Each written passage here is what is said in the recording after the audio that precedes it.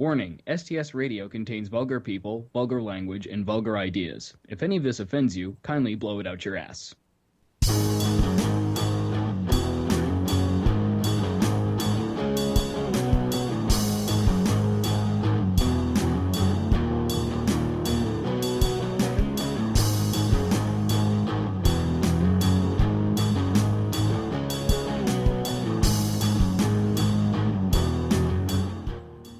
What's going on, everybody?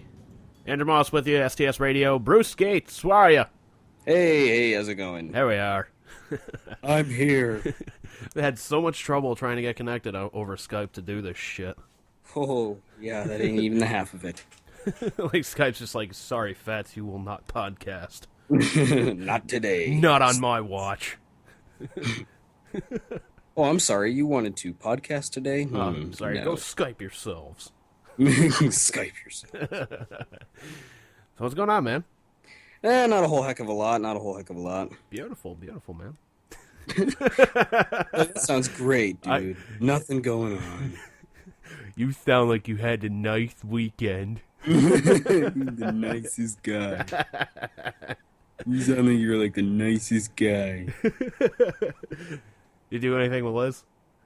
Well, she actually had some relatives come up and stay with us. But other than that, no, not really. I was kind of tired. I was supposed to go to, like, dinner with her and her dad and the relatives that came up, but I was really fucking tired and shit, so I didn't go. I just started a new job, and I gotta get up earlier and whatnot, so.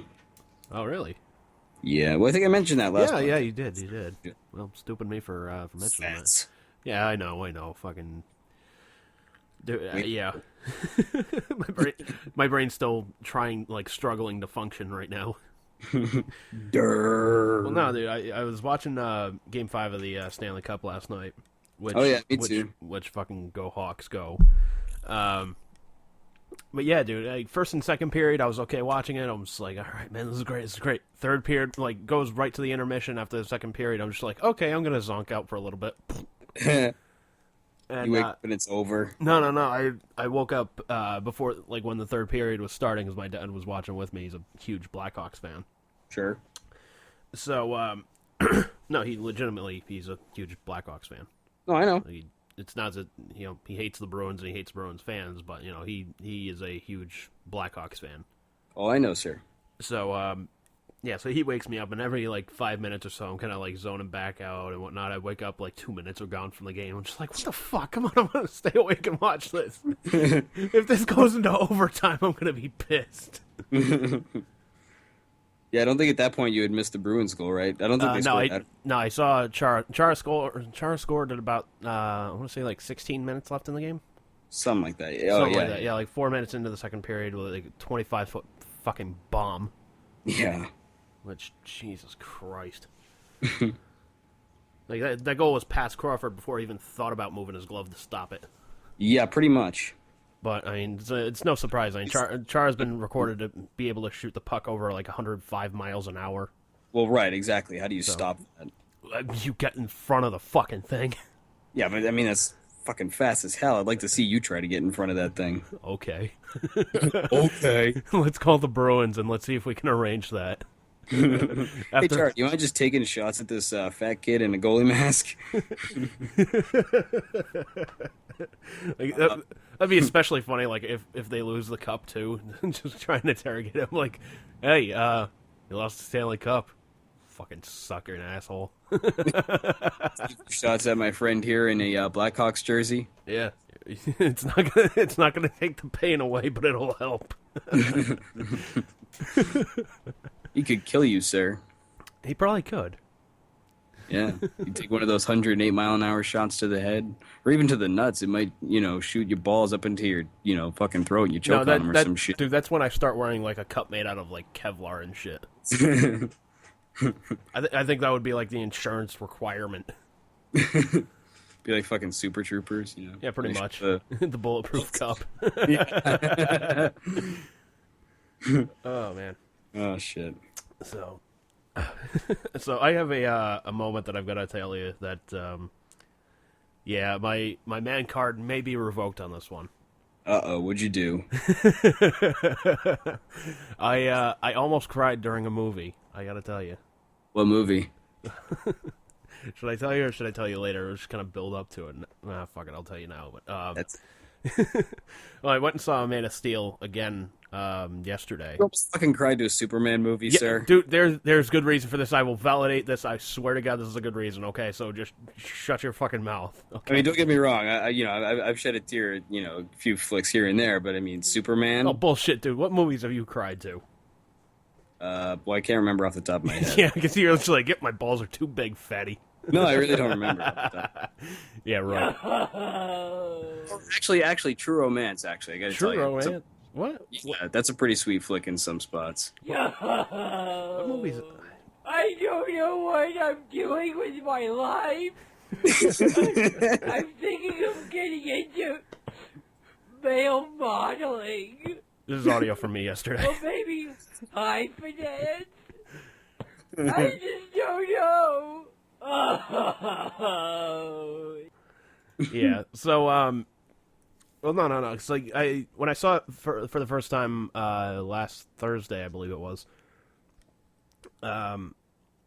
Yeah, When you still had your balls. Yeah, when I still had my balls, it got to a certain scene, and I was just like, "Oh shit, no, don't fucking cry, because it was really like a tender scene." And What was it? What was going on? well, have you seen the movie?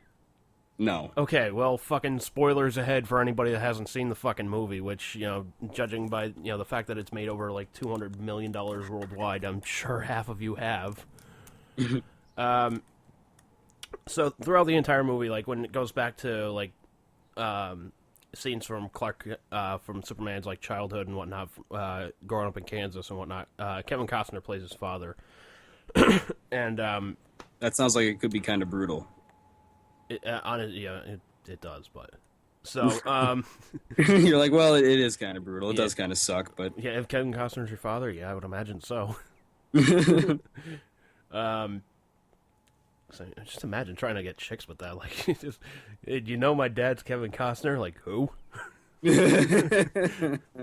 Fucking Waterworld. What? What the fuck's Waterworld? You just have a mob of people with torches and pitchforks come to your house. We must eliminate shitty acting from our world. If only. Yeah.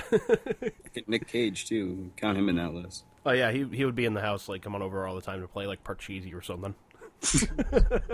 Kind of speaking of Superman, fucking Nick Cage. I tell you, I got the greatest idea of all time. I'm gonna make Ghost Rider 3. It's gonna be Ghost Rider, and he's gonna be on the plane from Con Air. Oh, Nick. Why? Like, look, man. My general rule for actors and musicians and whatnot is you have the occasional stinker. It's whatever, it happens. Oh, sure. It happens to everybody. It happens. But after a while, I think you should be put to death. Like, if it keeps happening, it's sort of like, I don't think this is a coincidence anymore. Like, Ghost Rider, like, the first one was alright, I guess, but it had potential for me, so I was like, alright, you know what? Second one could be a lot more badass if they get somebody else other than fucking Nick Cage. Second one comes out, they still have fucking Nick Cage as the Ghost Rider, and that was fucking awful. You're like, why? Yeah, that was the other time I cried during a movie. No, he's back. You suck, Nicolas Cage. You don't know what you're doing in front of a camera. Says two people who probably can act even worse than him. Yeah, probably. Actually, we have evidence of that. The flying car is evidence of my, acting potential. There is zero fucking evidence of my acting potential. I've made sure of that. You're smart enough to recognize that you shouldn't get it on film. No, I'm smart enough to realize, like, I'm probably better off behind the scenes. Well, I am too. It's just, I did like, occasionally. Actually, no, there is video of it somewhere. Remember, I was the host for like one show that we did for TV 13 over. Yeah. I forgot you were a host for a show. That's right. Yeah. Thankfully, Joe was the guest, so it was pretty easy. I don't know why I just remembered, but I just remembered that you were banned from the ladder. Oh yeah, because I fell off. Yeah. So I was trying to fix the lights or something like that, and I just kind of like lost my grip or something like that, and I just fell. And everybody's like, oh my god, are you all right? And I'm just like, fatty, go boom. The lady was like, yeah, you're not allowed on the ladder anymore. I'm like, fuck, I'm okay now. I'm pretty sure I didn't hurt anything. Stupid. Like, well, I don't know. We kind of have proof against that, so no, stay away from the fucking ladder. Like clearly you are not supposed to climb ladders for a living. We're not. Sir. It's a good thing you're going to college to try and learn something. I don't think you would survive being a window washer in New York City. Oh shit! I do not see tall buildings in your future. Yeah, I don't see anything tall in your future. Be it a ladder or a woman. Oh man. Yeah. All right. So, anyways, back to fucking Superman. Yeah, back to Superman. I love it. We just take that right turn, like, oh, wait, he's gonna cry during a movie, and no. So you said spoiler alert because something. Yeah, there's a big spoiler alert and whatnot.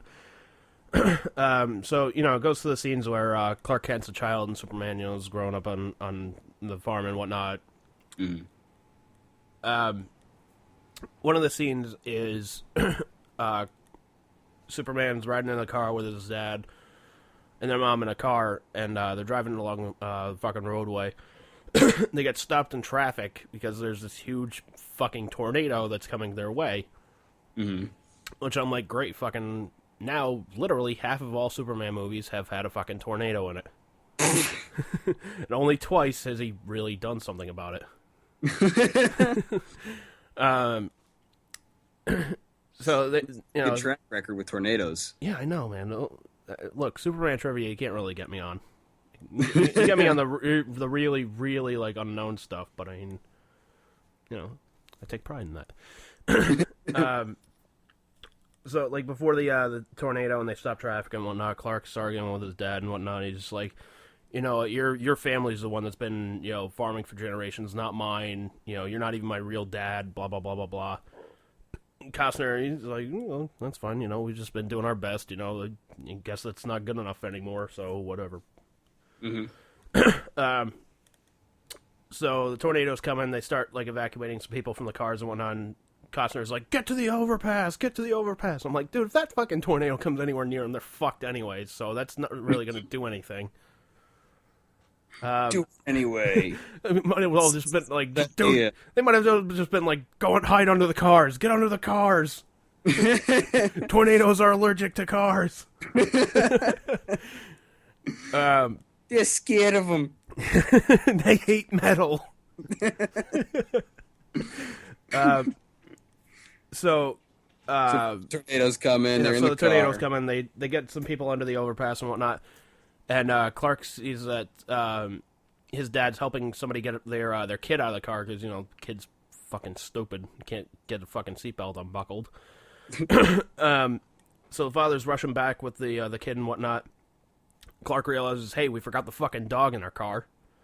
So he starts to, like, run back toward the car. His dad gives him the kid and says, no, get to the underpass, be with your mom, blah, blah, blah, blah, blah, blah.